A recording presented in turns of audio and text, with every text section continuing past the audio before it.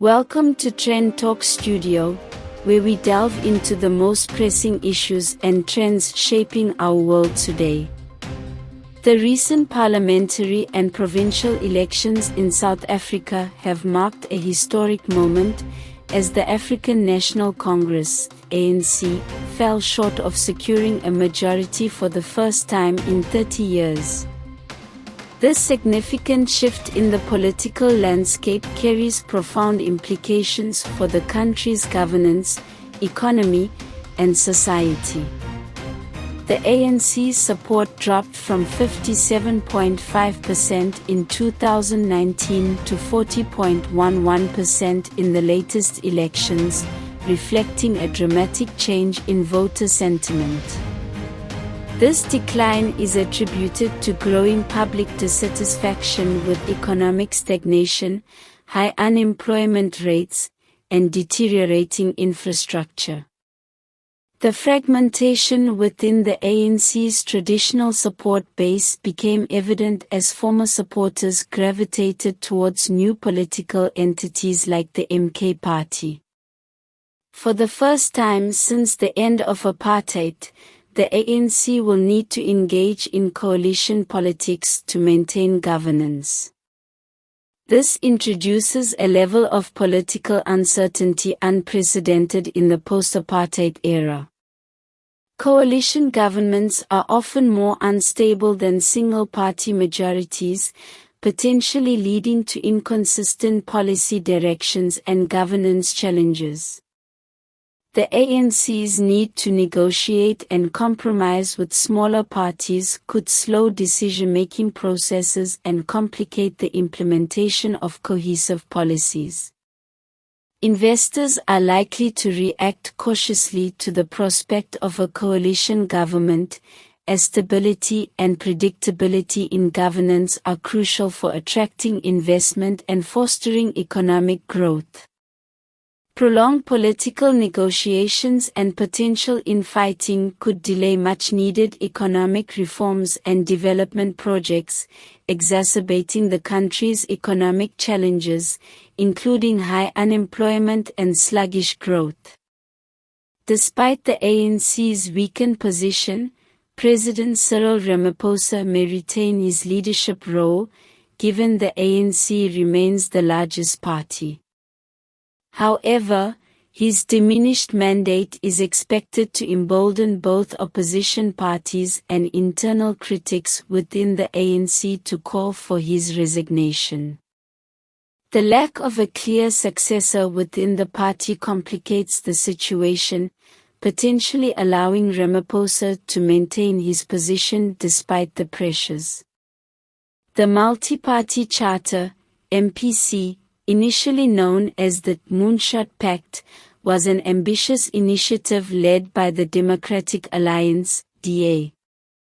It sought to unify a broad spectrum of opposition parties, including Action SA, the Inkatha Freedom Party, IFP, Freedom Front Plus, FF Plus, and the African Christian Democratic Party, ACDP, to create a formidable coalition capable of challenging the ANC's dominance.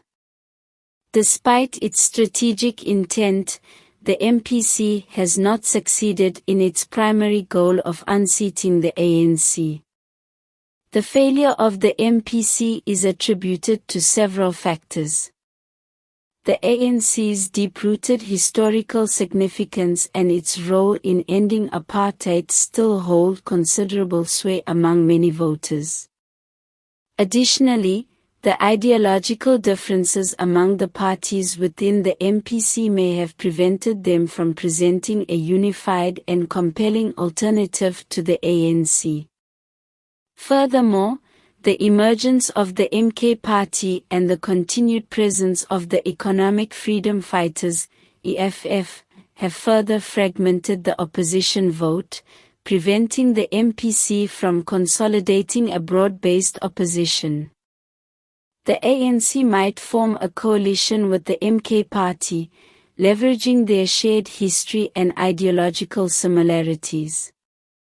This alliance could help the ANC secure the necessary majority to govern, ensuring a degree of policy continuity. However, it might not address the underlying issues that led to public dissatisfaction with the ANC, such as economic mismanagement and corruption. Speculation about a potential doomsday coalition between the ANC and the EFF raises concerns due to the EFF's radical leftist policies, including land expropriation without compensation and nationalization of key industries. An alliance with the EFF could lead to significant policy shifts towards more populist and interventionist economic measures. While these policies might address some social inequalities, they could also deter investment and stifle economic growth due to increased political and economic uncertainty.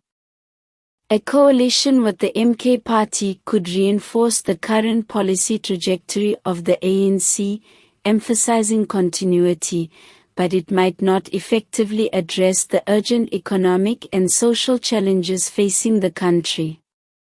Conversely, a coalition with the EFF could lead to more aggressive redistributive policies, such as accelerated land reforms and increased state control over the economy.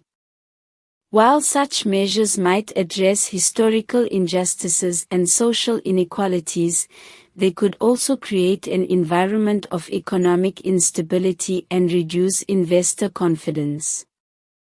South Africa stands at a critical juncture with the ANC's failure to secure a majority, ushering in an era of coalition politics.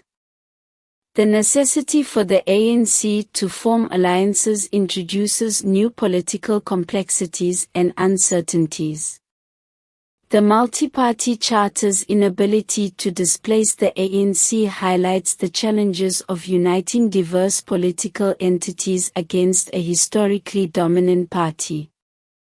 As the ANC navigates potential alliances with the MK party and the EFF, the country's political and economic future remains uncertain, with significant implications for governance stability and policy direction.